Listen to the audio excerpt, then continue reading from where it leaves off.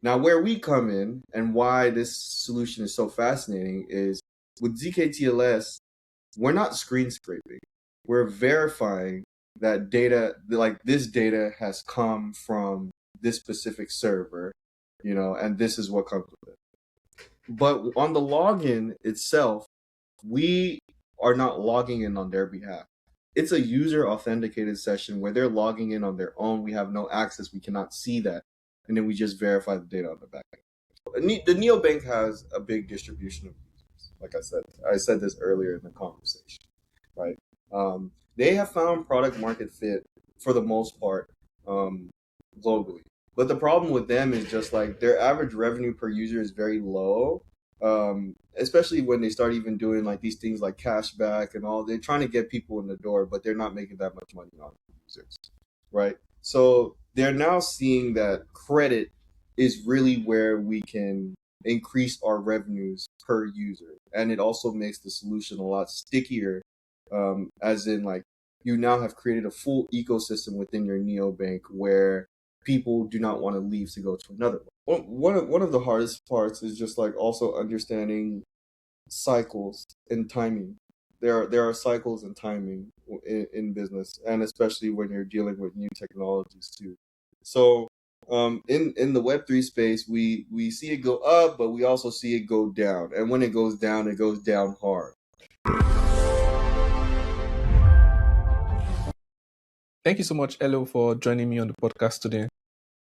No, thank you so much. I'm excited to go into it today. Absolutely. Our guest today is Elo Mukoro, the founder of Credentials, a cryptographically secure verification platform that lets you verify income, work history, and reputation from any web-based account using ZKTLS and also zero knowledge proofs without, of course, exposing the underlying data. Really, really great products and infrastructure. So today we're going to be diving right into, understanding the product and also the human side of the person building the product. So it's absolutely great to have you here. Speaking on the human side of the product, one of the things that I love to do is to understand the person building the product, the human side. So without further ado, who is Elo and what mission are you on? Yeah. So who's Alo? So I'm from Houston, Texas, and I'm Nigerian American. Um, and a little bit about me. I have a chemical engineering background, but I didn't too much like the field. I think for me, I've always wanted to create and bring new things into the world and solve problems. And I couldn't really do that too much in chemical engineering, having worked at chemical companies like Dow Chemical. So ended up leaving and getting into the tech world around the NFT days in 2021. That's really when I started to get obsessed with tech. And I taught myself how to code. I was just in my room. I was in my parents' house at the time. I was in my room, literally just coding, teaching myself for about 2.5 years. Built up the confidence to start attending like hackathons, and went to like ETH Denver, where me and my co-founder Kofi were actually finalists at the ETH Denver hackathon, and this is the first hackathon that we went to. Um, and then from there, that actually what we built there was the initial conception of credentials. Um, and since then, it's been we've iterated a lot, and we ran into some road bumps while building that version. And in that time period, I started to work for the Ethereum Foundation. And it was in the Ethereum Foundation where I learned a lot about zero knowledge proofs, ZK-TLS, having worked with major teams such as like TLS Notary, ZK Email, Semaphore, learned all about cryptography. And this is what inspired me to really um, start Credentials in full force after 2.5 years of working there. And yeah, now I am just a founder building that product and just trying to essentially give people more access to financial services globally. especially the people that are usually underserved and outcast from the system. Amazing. You mentioned you're from Houston, right? Correct. Yeah, correct. Yeah, absolutely. So trying to understand like the background story, still on like the human side. What was growing up, like in the United States, even as a Nigerian, and how has that sort of like shaped, your worldview, as the case may be? Yeah, so like so funny enough, even though I grew up in Houston in the US, I was the only one out of my entire family, my siblings and parents and everything that was born in the US. Everyone else was born in Nigeria. So I definitely lived in a Nigerian household, a very strict Nigerian household, where my dad is even a correction officer at the prison. So for me, what growing up was like was, you know, go to school, get A's, don't do anything else except for get A's. Maybe you could do some sports, but the main thing is get A's. And then you after you go to school and graduate, you get a job. So I'd say most of what growing up looked like for me was just like super focused on studying and just like being a really good kid, just trying to get the highest grades and you know um, be as good as I can at sports, the sports that I played. So that's what it was like. Yeah, growing up in a Nigerian household. Amazing. One of the prevalent things growing up in like a Nigerian household would be like, oh, your parents. I mean, I've heard this even from other founders, like, oh, you have to be either, you know, a doctor, an engineer, or any of those things. What was your story like? Was it, oh, you have to be an engineer, and oh, you're like, oh, I need to become something else? You know? Yeah, it's funny because like yeah, it's same scenario. In my household, my parents would tell me, oh, like the other degrees are useless. You need to be a doctor, an engineer, a lawyer. My dad would even tell me like, "Oh, you should aim to be the president, etc." These are the types of these are the types of fields that they wanted me to get in. Yeah, what's interesting too is that um, my dad is actually an art major. Um, funny enough, like he went to school for art. Um, but something I don't know. I think he never really went super deep into art because he felt as if it was a waste of a degree in comparison to like these other ones, which I don't necessarily think is true, especially in today's time. But yeah, that influenced him to really just make me focus on those categories there. Really, really amazing. You touched on major part of your life, right? Earlier on, studying chemical engineering, and then going on to like hackathon. I'm sure like these are major like pivotal moments in your life.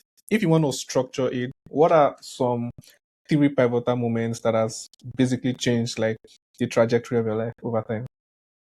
Yeah, I think one of the biggest ones was you know um, leaving. So I left university my senior year, um, and got into tech, and that was a major uh, pivot for me because my whole life I felt as if I was doing a lot of what I did was inspired by my parents and not necessarily me. And this move to leave school and like go this new direction was it was a big move. And they were not happy about it. Like the whole family, I have a huge family. It was just like a lot of controversy. Um so I think that was like my biggest moment. And then from there, I spent about 2 years just trying to pursue this thing with no real results or anything like that, and just a lot of pressure. And the hackathon, Eth Denver, was another big pivotal moment for me because we ended up becoming finalists, and there were like thousands of people there, and that was like my first hackathon, and we ended up going so far there, that was a big pivotal moment for me because it gave me like a proof point, and that's what I wanted. Okay, I don't have the degree, but I need to get proof points in the real world, right? So that I can move on to the next level.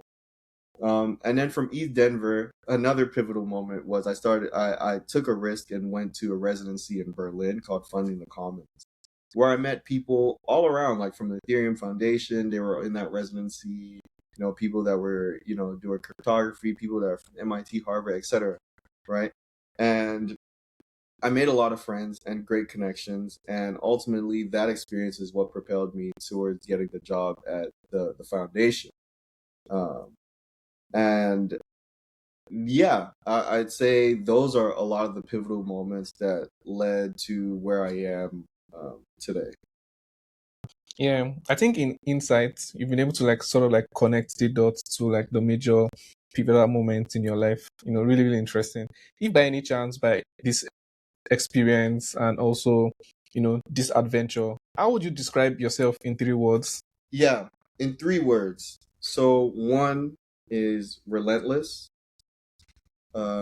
Two is uh, one is relentless. Two is courageous. And three is, I'd say, God fearing, in the fact that I have extreme faith that, whatever I do is going to lead to a major change, um, whether it's in my life, in the world, in someone else's life. So those are like the three words I'd say. Really interesting, relentless, courageous, and also like God fearing. Right. We're gonna go deep into some other part of your story. And one of the particular one that I'm interested in is your crypto story. You mentioned it briefly, while you were talking about the pivotal moments, how you went to like a founder residency, as the case may be. But in one of your tweets, you mentioned that the day I heard the word fungible was the day my life changed. Do you want to tell us the story? And sort of like connect it to like your crypto journey, right? Yeah, yeah. I don't talk about this story much, but it's definitely a huge part of my journey. This was the first, like, NFTs were how I was first introduced to the crypto space and tech in general, really. I've kind of always been, tech has kind of been maybe overwhelming, is that the word? It's kind of been like, oh, like, this is not really my space. It's, the code and everything like that. So I'm just gonna focus on like the chemical engineering that I do know. But NFTs was that in for me, and I remember I was in college with my co-founder, and we saw this NFT project called Weird Whales, like this 12-year-old kid, make millions of dollars back then off of digital art. And I'm like, what? How is this even possible? And I think a lot of people at that time were thinking the same thing. That's why there's so many NFT projects. Well, me and my co-founder, we started an NFT project at the time called the Mob Society. Basically, like, there were these bears that we hired a digital artist to create for us, and we tied like different impactful things to it, like, oh, we'd use the money to help, basically. At the time, there really wasn't any tangible except for like we would help the homeless and things of that sort, which we did. And there's even a video somewhere on YouTube of us going through and like feeding the homeless with some of the money we got from the NFT project. But yeah, that was the end for me. It forced me to learn about blockchain. It forced me to learn about fungible tokens and non-fungible. It forced me to eventually get even deeper and get into like the smart contract side of things. But that was the starting point for us, was that project. Really amazing. And so I think from the project, then you went on to not just understand that blockchain was more than just, the crypto or the speculative part. And there is more. And that's when you sort of like went into the rabbit hole, correct? Yes, yeah, yeah. It was. I think NFTs started to kind of get a little overplayed too. And I was like, okay, yeah, the bear market actually started to come, and then I was like, okay, well, I've taken a big risk already by like leaving school, and like I've said now I'm gonna get into the tech space, et cetera, et cetera. Um, so let me see if there's still something more here, and that's what eventually forced me into like starting, get on smart contracts and everything like that. And I was listening to Bankless podcast at the time too, and I did not know any of the words that they were talking about. And I remember on a drive back from Austin to Houston with Kofi, I tell him like, look, every single word that David Hoffman or any of the Orion says on this podcast that we do not know, we have to pause, look it up, and learn it. Like because we have to become experts or as close as we can to experts. So yeah, that's essentially like how that ended up happening.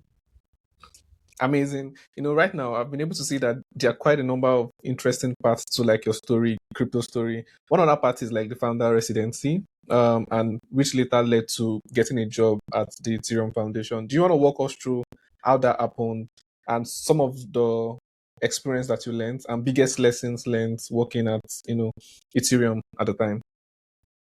Yeah, so the founder residency came through like I saw it on X like hey apply for Fun in the Commons, so I did. And I used the ETH Denver win to essentially get in to that residency. And at the time too, I was just out of college. I was young and broke, but I knew that I needed to expand my horizons. So I actually ended up taking out credit to pay for my trip to go to Berlin just because I had a feeling something was drawing me to go to this place. I knew nobody, nothing, no one, not like I knew nothing. I get there, no expectations really, and then in that residency, I met amazing people that are embedded in the space that are really smart. Some people working at EF, um, some people that had their own projects and everything. And that residency was a great time. We were there for a month, learned so much about each other, and I made lifelong friends. And from being at that residency for 30 days and working on my project and getting to know other people's projects and everything, um, it was getting towards the end of the residency, and I knew I needed something tangible when I go back to Houston and I have to face my father, right? So I remember I just went in the Telegram and said like, "Hey, I'm also looking for a potential job. I could do like DevRel stuff. I think I could do that pretty well. I do good at communicating complex topics in a very simple way." Um, and then like, yeah, I got a response, and I did a couple of interviews in Berlin, like there. Also, the EF headquarters is there. Um, so I did that, and then I ended up getting the job after those interviews. And the, the the work at Ethereum Foundation was super impactful for me as well, because I was exposed to a whole new like cutting edge tech, right? Cryptography, zero knowledge proofs. Like wow, when people hear about zero knowledge proofs, they're intimidated, and that was also a buzzword that I heard beforehand. And I'm like, oh, like it's out of my realm, and I ended up being thrown into the lion's den. But I just took it as an opportunity to better myself and get a lot, get a lot stronger when it comes to the technicalities of this, and just seeing what opportunities can come from this. Um, at my time at the Ethereum Foundation, what I was mainly doing was onboarding developers to open source projects. So just coming up with different strategies to onboard them.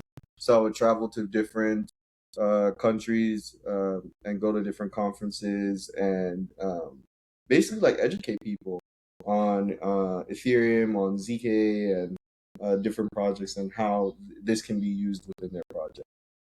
Um, my time there was great, but I would say like working there everything is, one, open source, two, it's more on the research side of things, right?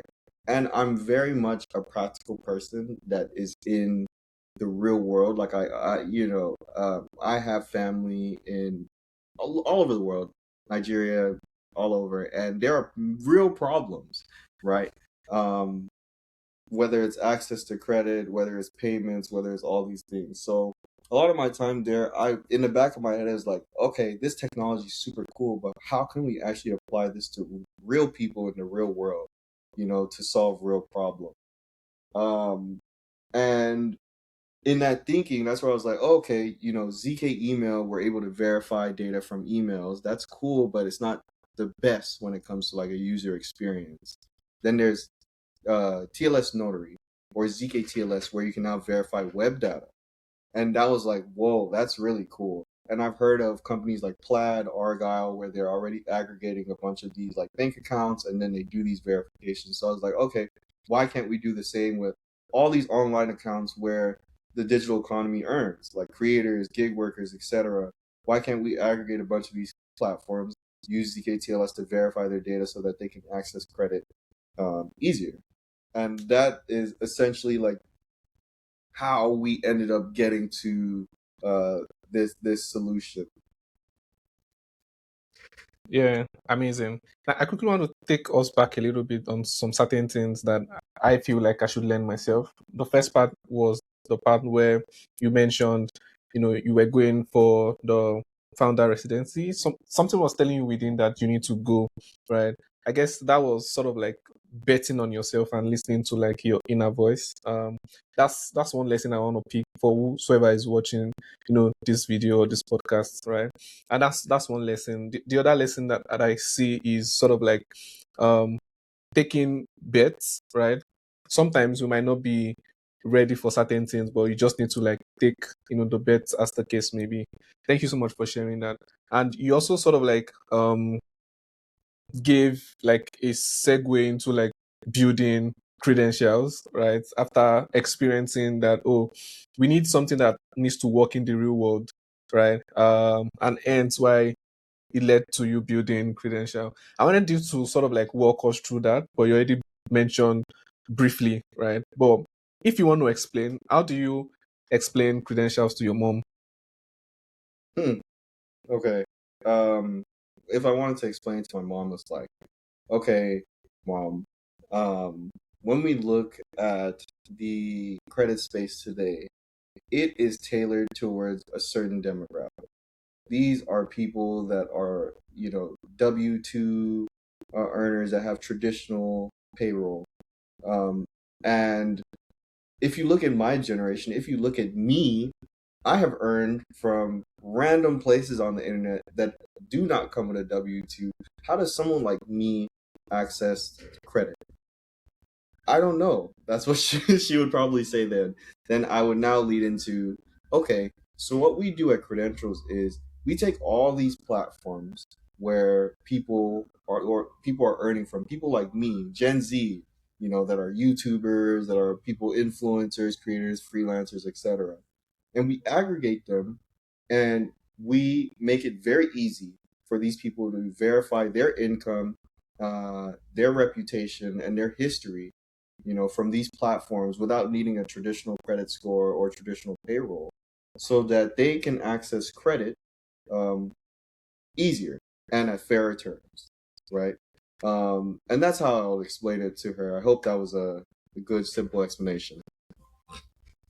Yes, absolutely. It was. You went down trying to sort of like explain it to her in the real world, the existing systems and how, solving it would look like. It brings me to sort of like the next question is that why is proving income or like earning, as the case may be, still such a difficult problem globally, right? I think you touched on it briefly, but why is that still a problem? Is it because of the income source, or as the case may be? Yeah, so it's a loaded question. There are multiple reasons here. One is this stuff is all new, right? Like we just got the internet a couple of years ago. um, mobile phones, all this stuff, influencers. This stuff is all completely new. What we've known is traditional payroll, traditional job W-2 to access credit. That's what has existed and what has been tried and true. So um, because of that gap where people don't understand all these new like forms of generating income, a lot of the traditional verifiers are not actually looking at this demographic at all, right? Um, so that's one problem. Just the fact that all of this stuff is new and they don't understand, right? Two is just like actually performing or trying. So you have players like Argyle who aggregate payroll data and maybe some gig platforms too. But in order for them to actually do that, they need a partnership with Uber or they need a partnership with ADP Deal in order to actually build out the integrations. Well, how many of us can actually go and get partnerships with Uber, right? Like you can, you can do anything under the sun, but you're going to spend a lot of time trying to do that, especially if you don't have the connections, to actually get that, right? So access to the API infrastructure is also a problem. That's on the partnership end, but if maybe the platform doesn't even offer APIs at all, so there's really no way to actually build that integration to do that verification. And um, what else? Third is you had people that have tried, or this is third or fourth. Anyways, you've had people that have tried to do they've tried to do screen scraping, right? Which is where basically the person can log into their account and then you like scrape the data from their screen and you use that for the underwriting. But the problem with that is with screen scraping, what the user is actually doing is you're giving the verifier or the company your credentials to log in on your behalf and then scrape your screen, which is a huge terms of service issue with the different platforms, right? So you will get flagged by the platform and you no longer do that, right? So these are the main problems that cause people to stay away from verifying um, this gig economy. Now, where we come in and why this solution is so fascinating is with ZKTLS, we're not screen scraping. We're verifying that data, like this data has come from this specific server, and this is what comes with it. But on the login itself, we are not logging in on their behalf. It's a user authenticated session where they're logging in on their own. We have no access. We cannot see that. And then we just verify the data on the back end, which is why we can actually build these integrations to a bunch of these platforms and long tail platforms without needing cooperation with the platform itself. Now, at the same time, we're still working with, like, we're still messaging and talking, reaching out to these different platforms because it's still a gray area to make sure what we're doing is okay. Like, we just actually spoke to Deal and they gave us a thumbs up. So yeah, this is the reason why people are not verifying these workers. Thank you so much for going full on showing us why this has not been happening for so long and how credentials is taking it to the next level. Amazing job you guys are doing, and this is thanks to ZKTLS, correct? Correct. Yeah, yeah. Which Amazing. to the technology just became production ready as well. It was very research team, but now it's moved on to more like practical. Absolutely. In the course of our conversation, you've mentioned credit, for so long, and I just want us to go deep into, why credit is really important, right? And why is one of like the biggest opportunities today. So the question is, why do you believe unsecured credit is one of the biggest opportunities today, and why are building an infrastructure to sort of like enable that? Yeah. So the reason I believe unsecured credit is a big deal is because let's look at the space right now when it comes to credit. Mainly is like over collateralized, like put some Bitcoin up or put some crypto up to withdraw or to get some credit, right? Which is good, but it is not. It's really not consumer friendly. It's not for the masses because most people do not have Bitcoin to put up as collateral to, get a loan, or most people don't have assets really to put up to get a loan, but they do have cash flow, right? They may have cash flow, right? Um, so unsecured credit is a big deal because you're now able to reach the masses, right? And you are not, I think when it comes to just like customer acquisition cost, because it's a low barrier to entry. You're able to get a lot more people in the door, right? And these are billions and billions, if not trillions, of dollars that come from unsecured credit. And the space hasn't really leaned into that yet, but I also do understand that it's a timing thing. And we've hit over collateralized, and now I'm starting to see a lot more people get interested in uncollateralized lending. So that's why I think it's such a big opportunity. The fact that it hits the masses, and everyone can participate. Amazing. Thank you so much for sharing. So, in that light, how does credentials basically change the way lenders evaluate borrowers, right? Now that's also a good question. Um, we changed the way that lenders evaluate borrowers because um, we verify this data directly from the income source, right? Um, in this day and age, less people are using bank accounts, and a lot like people. Yeah, less people are using traditional bank accounts, and people are moving towards using like these various neobanks, these wallets, these fintechs. So they're all over the place. So actually trying to verify cash flow from a bank account is a very like hard thing to do, especially if you're looking at a global sense. So because they have so many different options of where to spend, store, and save money, uh, it's more impactful now to actually verify this data from the source. Like, where are they actually making their money? What is the frequency in which they're making their money? What is their standing with the platform, their reputation? Do they have 5 stars on Uber, right? How these are the types of things that we verify directly from the income source. And then we share, this specified schema with the lender, um, so that they can now underwrite and originate loans. Um, and yeah, that's basically how we go about the data sharing and everything, and how we upgrade the experience with credentials.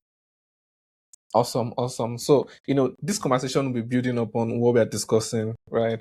So in that light, you mentioned like neobanks. Take for instance, we know that neobanks have changed how people sort of like deposit, spend, save, and also like sort of like borrow.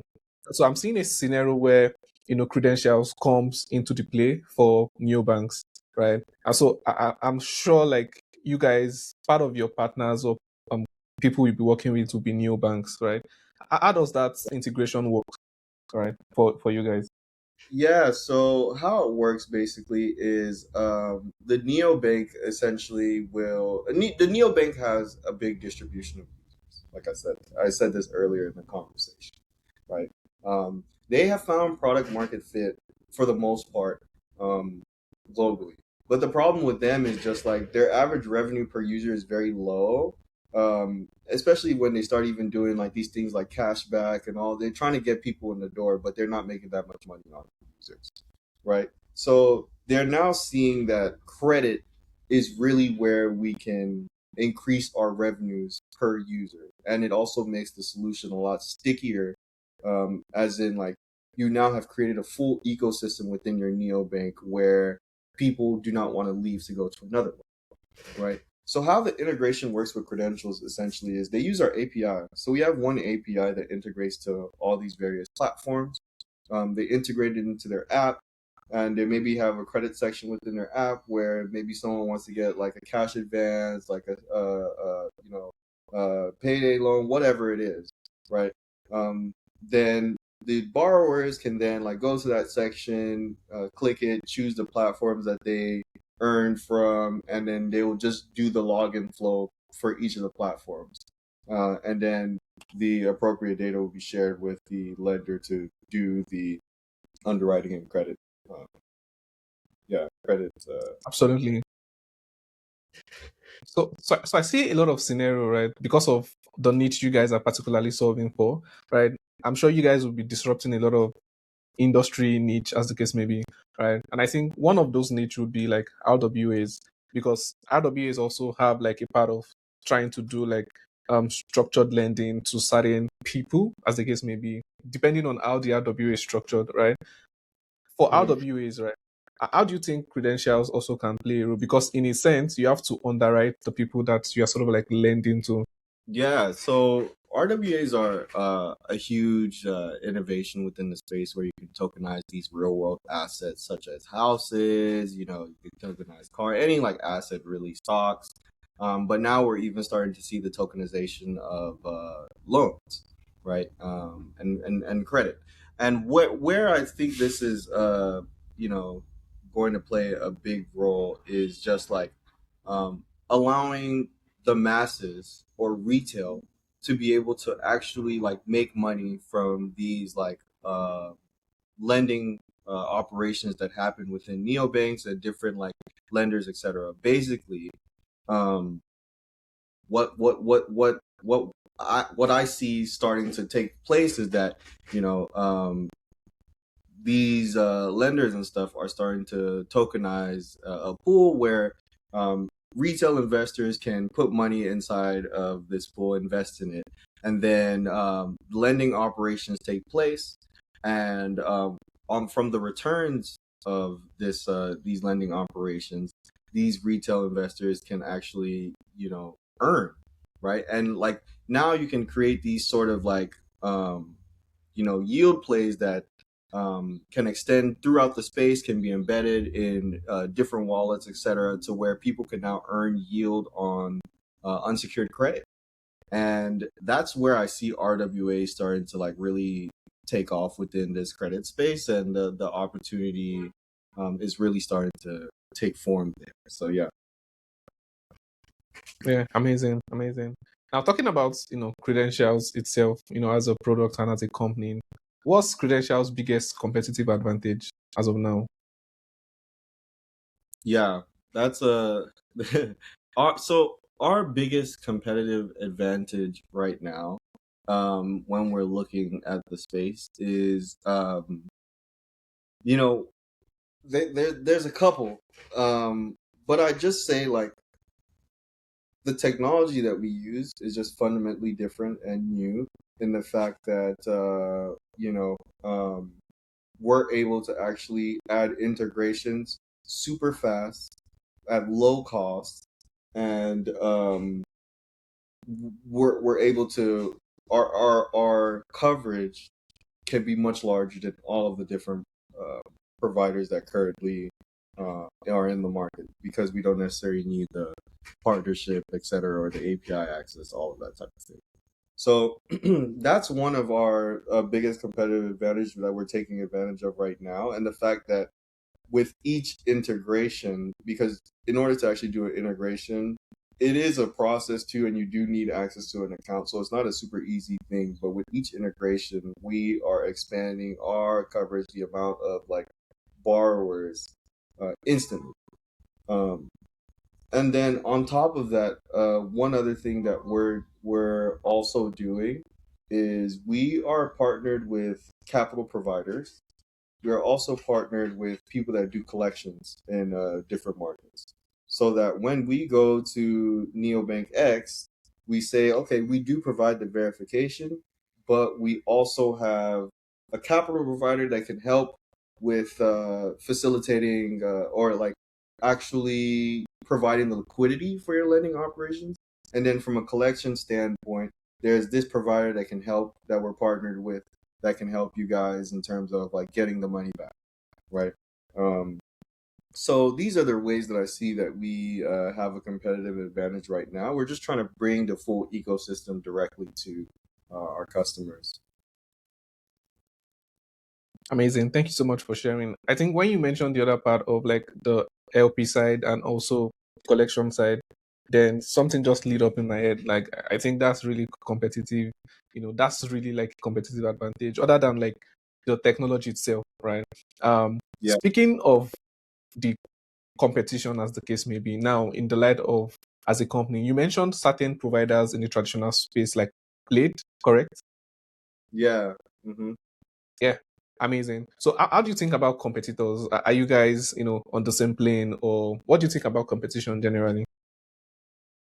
Yeah, so I actually don't see Plaid as a competitor because they mainly focus on bank accounts and they're US based. Um, in terms of how I think about competition, um, players like Argyle and True, these are more closely associated to us because they do gig work as well. But the major difference is just like one, like I said, we're able to add a lot more platforms than them. Two, we are a lot more privacy preserving than them. And then three, we're playing in a space that they're not in. Like we are actually trying to like make credit take off in the blockchain space where there's just more opportunity and it's next. They're in the you know, traditional world, which is great. But I believe that a lot of private credit in general is moving on chain, and we are at that intersection right now. Now you also have other competitors that are they're in this they do exactly what we do, the zktls component, right? But where I'd say the difference lies is uh, a lot of them, they just provide the zktls infrastructure and you have to build the integration yourself, which is nice, which is cool. But I don't think like neobanks and all these guys already have so much to worry about. Like trying to build integrations into these platforms is a challenge, right? And it's a challenge that I don't think a lot of them are necessarily willing to do. Um, so that's where we come in. We've already built these integrations ourselves. Just one API, and boom, you already have access. Super easy, super lightweight, and quick. And that is how we compare against the competitors in the traditional world as well as in this like uh, Web3 world. Amazing. I guess you guys are killing it so much. Well done. So We're so doing. far, yeah, yeah, yeah, right. So far, what has been like the hardest part of building the company? There must be like some ups and downs. Do you want to share like some of the hardest part? Yeah. Um, well, I'd say one of the hardest parts is just like also understanding cycles and timing. There are cycles and timing in business, and especially when you're dealing with new technologies too. So in the Web3 space, we see it go up, but we also see it go down. And when it goes down hard. And it also means that one, investors are holding onto their money really, really tight. It also means customers are really not trying to spend on things unless it's essential and dire. So one of the hardest parts is also just navigating navigating the down period and understanding how to continue to build the company and continue to accelerate even in a bear market. Um, and and how we approach it is just like I think a bear market is the best place for us to build, honestly, right? If we can solve problems and get people to pay us in a bear market, I'm not worried in a bull market.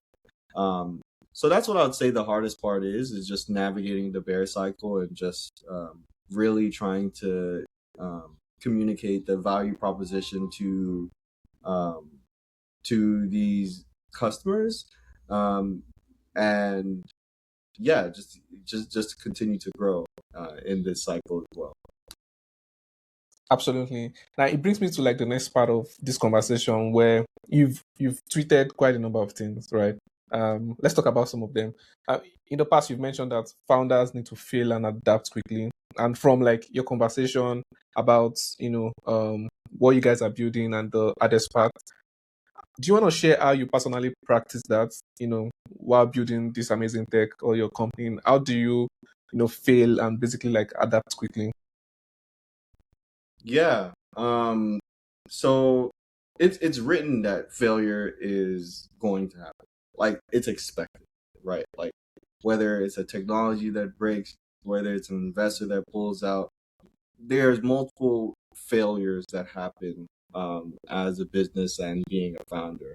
And how I navigate that is just like one, I know it's expected, so I don't put too much pressure on, right? I'm not going to, if an investor pulls out or if maybe a customer churns or something like that, I'm not going to put myself into depression and beat myself up too much because I know it's just a phase.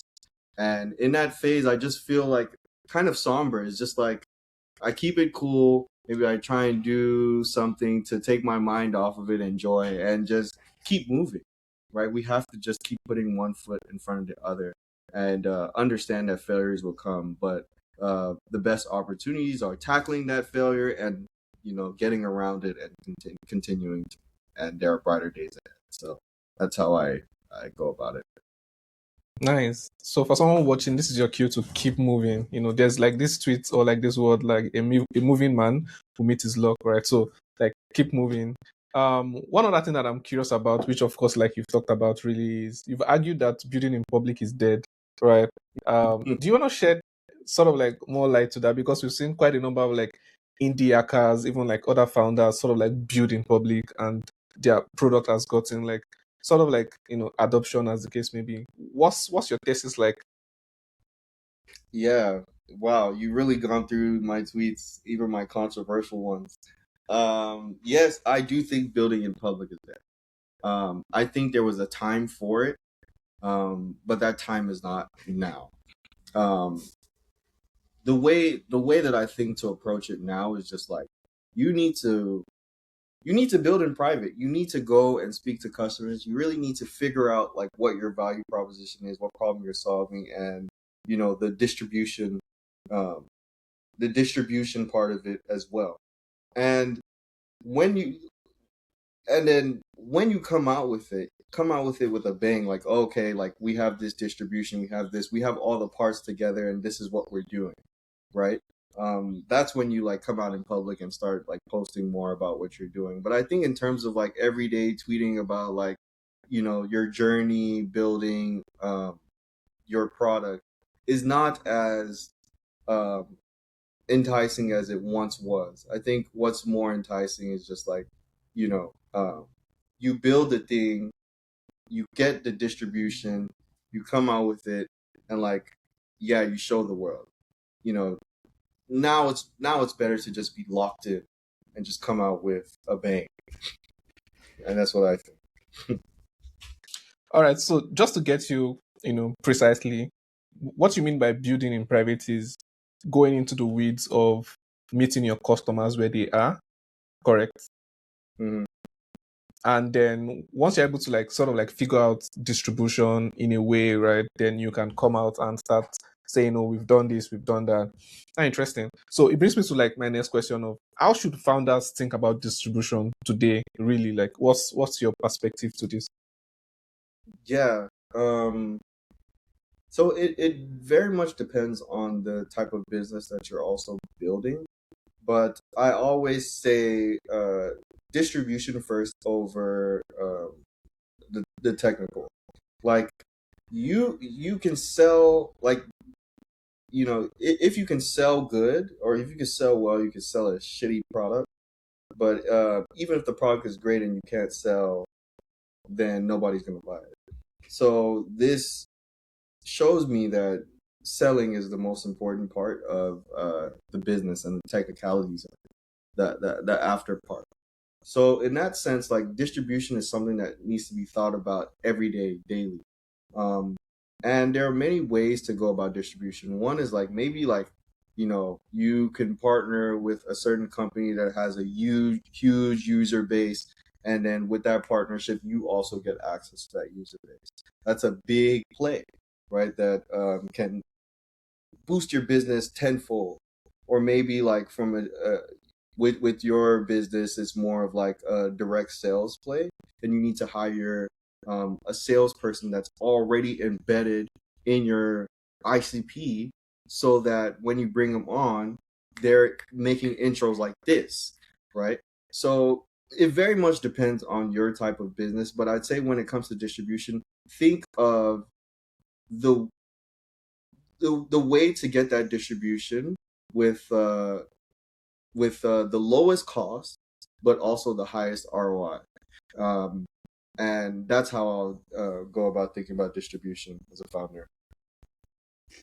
Thank you so much. Now, I want to go into some of like your philosophy, as the case maybe, as as a person.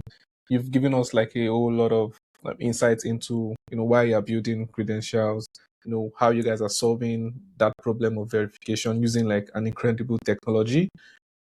Just to ask, right? What role do you think luck plays in success, or like, are you a fan of hard work, or like you think luck plays, an important role more? I think both play an important role. Um, the definition of luck, I believe, is like what preparation meeting an opportunity, right? Um, so luck is not completely random. There is definitely some randomness to it, but there's a lot that you have to play to actually achieve luck. So for instance, in my story, I could give you the perfect example of luck, and I talked about it. One, I prepared by teaching myself, the fundamentals of blockchain, teaching myself how to code, going to these, yeah, teaching myself how to code and just like getting my expertise correct, right? Then, um, I took a couple of opportunities. I put myself out there to go to the hackathon. I, went to Berlin without knowing anybody or anything because I believed my community or the types of people I need based on the preparation that I've done is there. So then now when I combine those two things, interesting things happen and you call those luck, right? Whether it's becoming finalist at the hackathon or whether it's, getting a job at the Ethereum Foundation from this opportunity.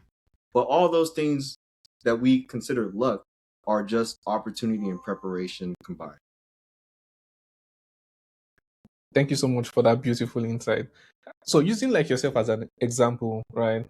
And for somebody listening to this podcast, because you just shared, light to what luck and hard work is, right? In this case, what's one belief that has compounded the most throughout your career, right?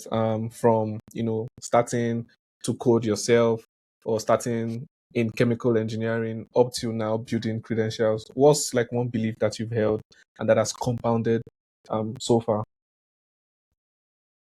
Um, I think one belief that I have, um, and I've had since that time is just that you know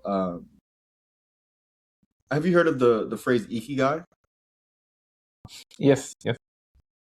Yeah, I hold ikigai very near and dear to my heart. I believe that if you are chasing something that lines up where it's something that you love, it's something that you're good at, it's something that the world needs, and it's something that you could make money at. If you are chasing something in the center of all those things, then you are on the right path, honestly. Um, and that's what I felt like since I started this journey with NFTs. I felt like I was in the middle of all four of those things, and it has pushed me to keep going even in the hardest times. So thank you so much for sharing that. So the major concept that you've held is like the concept of like ikigai. Hopefully, somebody watching this would be able to buy into that and key into that in their career also. Right now, let's talk about Elo outside of work. Right. How do you unwind basically? Work, stress, all of those things compounding all together. How do you unwind? I eat really good food. That's one of the things. So I'm a big foodie. So I really enjoy to have a very nice meal. Whether it's me cooking something that's really good or going out to get something that's good, but that usually improves my mood pretty fast. So I unwind by eating good food. I also unwind by like exercise and sports. So I play a lot of sports. I play basketball, I play tennis, I play ping pong, I kite surf. Um, I think those are all the sports I play. So, and then I also like just work out in general. Doing those things brings me a lot of joy, and getting a sweat in really helps me like, just reset and um, feel good in general. So, I'd say those are like the major ways I unwind. Don't let there be a really good television series that's on to.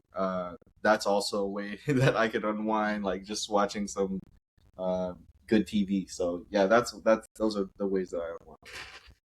Amazing. What's still on your bucket list though? Do you have any like I some you have want to I have share? so many things on my bucket list. It's crazy. How many do you want me to name? Five? Yes, yes. Okay, okay. One thing on my bucket, or five things on my bucket list.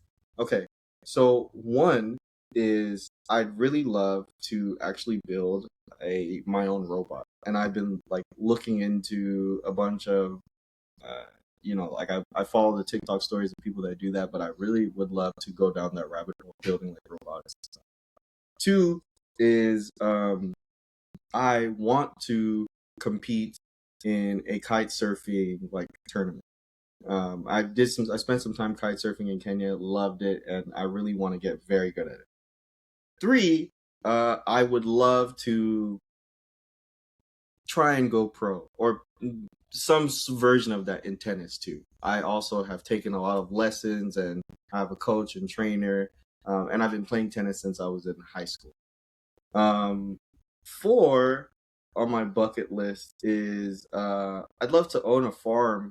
I I actually grew up like maybe from when I was like when I was born all the way to like 6 years old. I grew up in the country and it was just grasslands and everything like that, and I love it so much. I love animals, etc. So I would love to get a farm. And then fifth, mm, what is my fifth one? Oh, okay. Um, I'd also love to actually start a uh what is it? I think I'd want to have like a boutique hotel in Africa. Um, yeah, so these are just like five of my random um things that are on my bucket list. Really, really interesting things, right? I think all of it sort of like makes you, unwind in nature, as the case may be, and get yourself recharged. Really, really nice ones.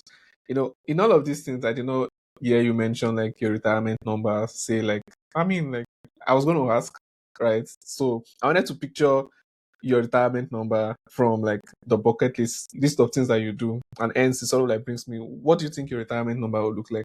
Say like you own a farm, you own all of those things. Now you're pro, your own, and Yeah, I mean retirement number for me is 40. I would 40 is like I shouldn't be working after 40 or at least hard like serious work. I think yeah, 40 is that number for me. interesting.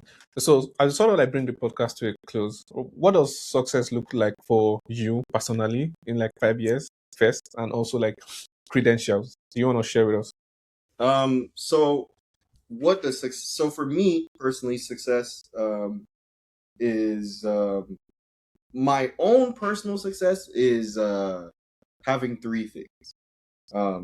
The financial freedom is one, time freedom, and location freedom. I think it's super important to for me to have all three of those things, not just financial, because I want to be able to spend time with my family and things. I want to be able to just up and go and live in Thailand for a year if I want to. That those are the three things that I'm chasing personally. Now, in terms of credentials, what is a success? I think to the point where um, it is now, you know, not a anomaly to lend to gig workers and these subset of earners. I believe that they're going to end up being the majority, especially as AI starts to play a picture. And I want credentials to be at the forefront of uh, making life easier for these subset of earners, whether that's helping them access credit, um, whether that's helping them get a visa so that they can travel, all these various things. So um, just seeing credentials grow to have um, impactful part to play in people's lives um, is one of my big goals. Amazing. Thank you so much for sharing. As we sort of like move to like the break the block session, right? What's something you want a founder not to forget? If there's a founder listening to this, if somebody's building today, what's one thing you want them never to forget? Um, I say never forget that everyone is a human at the end of the day, and yes, some people may have a lot of money, but that doesn't make them better than you. Um, I think we live in a world today where a lot of technologies are um, making things making people or giving people the opportunity to compete. And I think what I want a founder to take away is just like, have the confidence, have the faith, um, and just push to actually network and make connections because your network is actually your net worth. Um, and yeah, that's what I'd say. Thank you so much. So as we go to like the break the block session, this one just think about the answer, no stress, right? And so those parts, if you had like abundant capital today, which African startup would you invest in and why? You're not allowed to mention credentials or by any chance your company.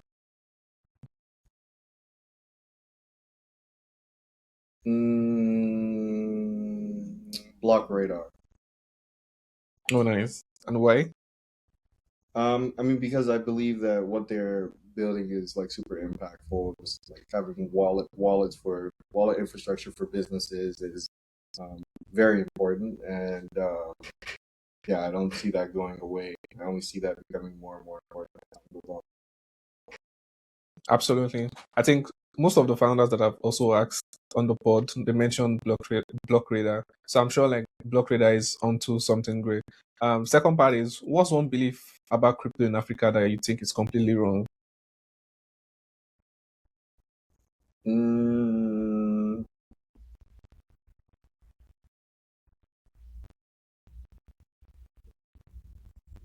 completely wrong? Huh. There's one thing that I've heard that like, consumer tech in Africa is completely dead and just focused on business, which I think to some point there's some truth to it, but I believe that we have to challenge that perspective and break through to consumers somehow. Um, so I don't think that it's just completely dead. I just don't think that we have come to it with the right strategy. Thank you so much, Elo, for sharing your journey. Sort of like come to the end of the podcast. It has been super insightful right? From telling us about your, journey, learning how to code yourself and some certain lessons and how you got into Ethereum Foundation, building credentials and, all of your life experiences as the case may be. And also now some of the things that we uncovered as regards your tweets and like your thought process behind it. Also like your challenges, how you think about competition. Really, really insightful. I'm sure like somebody watching this would watch and also like understand your journey and be able to pick from what you've shared with us today and move from it. I'll basically run with that also. And so if this conversation made you curious about what Elo and the team are building, be sure to follow him on X and check out credentials. And if you found this conversation valuable, like, comment, share, and subscribe to the channel for more conversations as this. Thank you so much for watching, and I'll see you in the next episode. Thank you. Thank you so much.